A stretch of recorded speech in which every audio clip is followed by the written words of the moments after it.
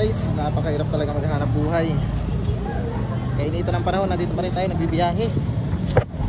Kahit sobrang init ng panahon, alang-alang sa pamilya. Sa ganun ay kumita man lang tayo kahit kaunting halaga. Nang ganun ay makabili man lang tayo kahit pang ulam.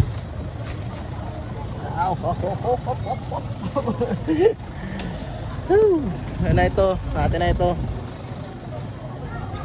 Kailan kaya tayo mayaman? Anong hirap. Anong hirap maghanap buhay. Ganito kainit ang panahon. Tapos yung paradahan po namin, bilad na bilad sa arawan, oh, doon nato yung tigang. Oh. Para kami napato yung isda dito. Hirap ng sitwasyon ng pinahan.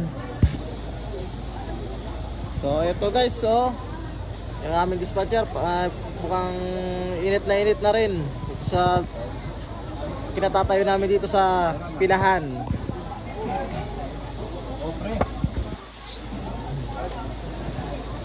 Talong naman po yan.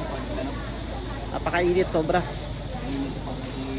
Tapos yung dating ng pasahero is mabagal pa. Pakonti-konti lang ang dating ng pasahero. Kaya dito sa aming area ng paparadahan ay napakainit. Yan, terek na terek ang araw. So sitwasyon namin dito ngayon, araw-araw ganito. Ganito kainit. Pero tuloy lang para sa pamilya.